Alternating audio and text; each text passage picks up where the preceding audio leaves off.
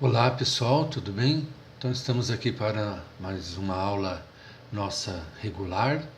Digo isso porque eu venho postando na fanpage, né, do Facebook as aulas anteriores, né, uma por semana na segunda-feira.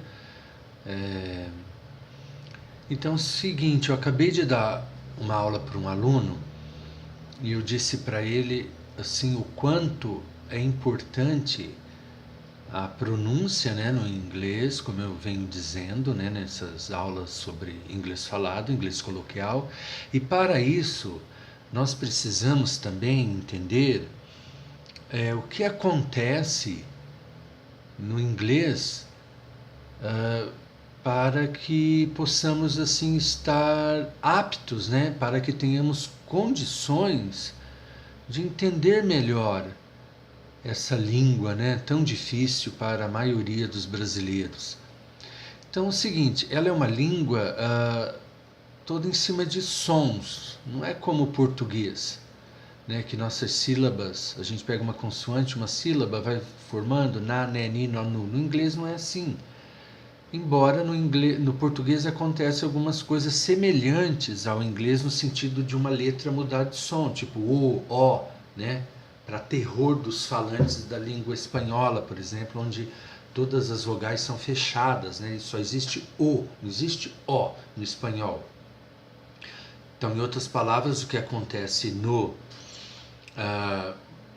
português, assim, para um falante do espanhol, acontece no inglês para nós que falamos português, mas assim, numa quantidade bem maior, né? A gente olha ali e não sabe como pronunciar aquela vogal. Então, assim, é tudo em cima de pronúncia, é difícil, só que se a gente entender, eu já disse isso algum tempo atrás, um pouco, né, de símbolos fonéticos, vai nos ajudar muito, e também a questão de sons vozeados ou sonoros ou surdos e não vozeados. Isso também vai nos ajudar, não somente no inglês como qualquer outra língua. Então assim, os sons, essa aula vai ser introdução a isso. Eu vou depois passar símbolos dos sons, mapeá-los, passar assim numa sequência de aulas.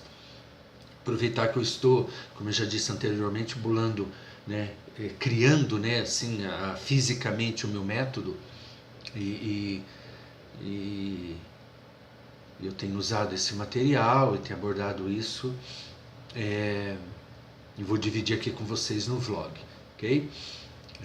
Aí vou espirrar. Desculpe. Muito frio aqui em Curitiba, cinza e bem típico, né? Acho que é isso. Então é o seguinte,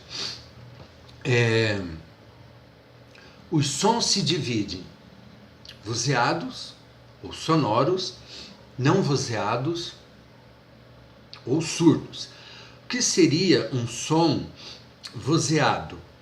Grosso modo, ele é aquele som que vibra na garganta, né? Para ser bem simples.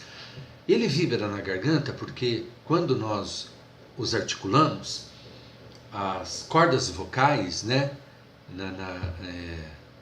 Elas estão assim na nossa glote, né?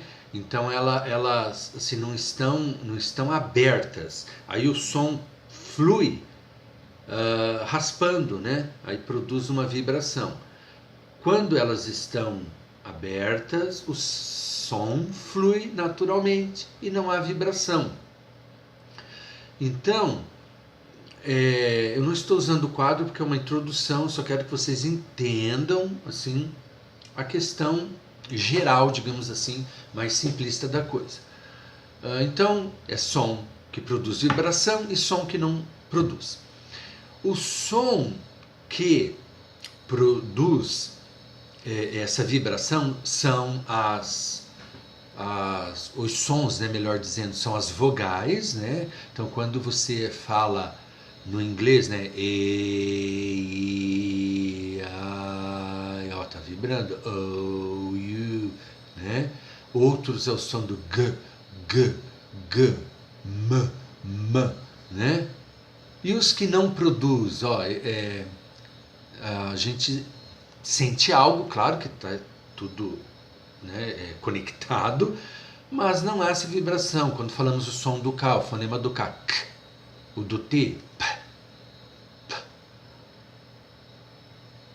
Não, isso do P, né? P, p, né? Steps, o som do P. E do T, t, t, t. Então, assim, se a gente olha esses sons, a tendência é decorá-los, porque são sempre os mesmos. Aliado ali com um símbolo fonético perfeito, vai reduzir o nosso sotaque muito e vai refletir numa melhor pronúncia, uma melhor compreensão da parte dos nossos ouvintes e tudo mais. Então, veja bem, o pior, assim, ou melhor, o porquê isso é importante, dependendo do som, vozeado ou não, ele vai mudar o som do S, que vem depois dele. Se ele for vozeado, aquele S é som de Z.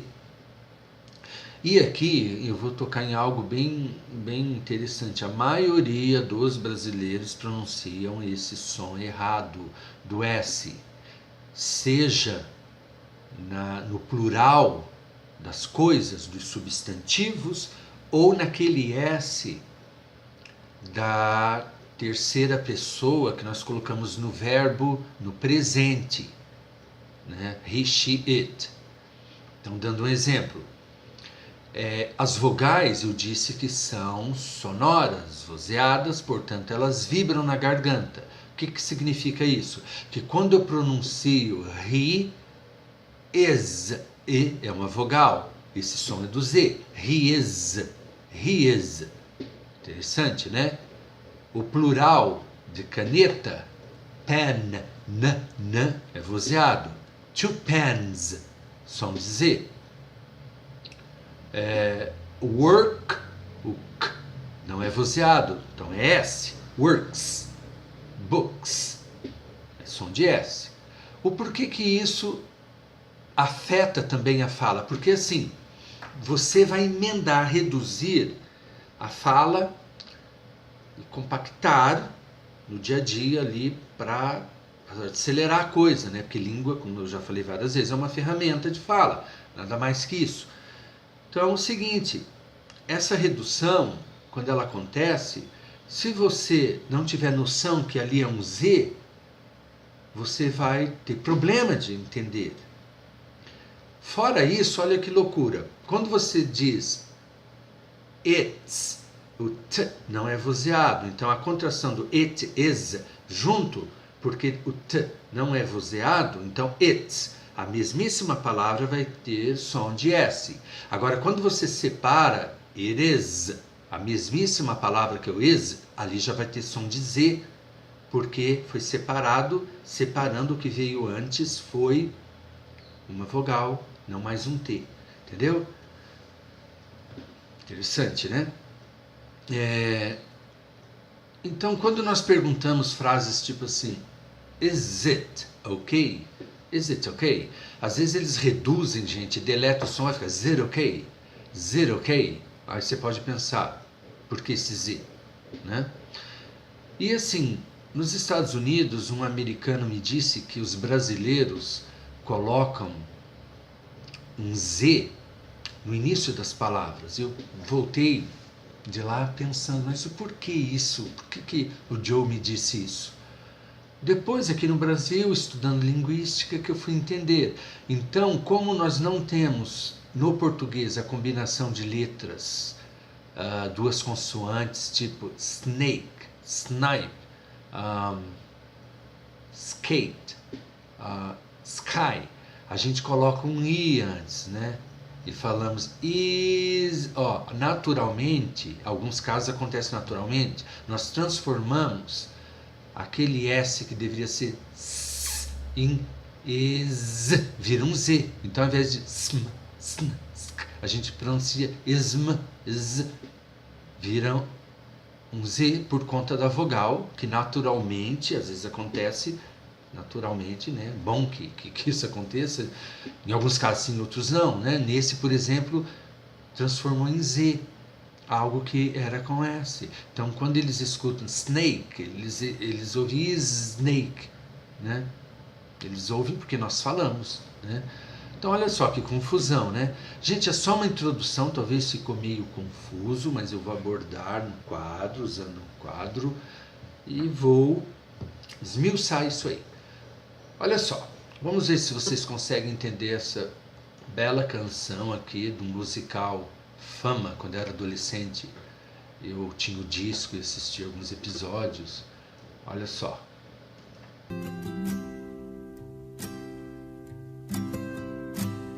Is it okay if I call you mine, just for a time?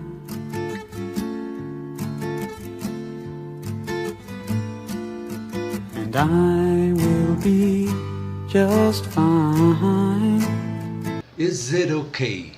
Is it okay if I call you mine? Então por hoje é só, ok? Is it okay if I call you mine? Então é o seguinte, se gostou, compartilhe, pratique, observe, abra as portas da percepção e vamos nos falando. Até mais, pessoal.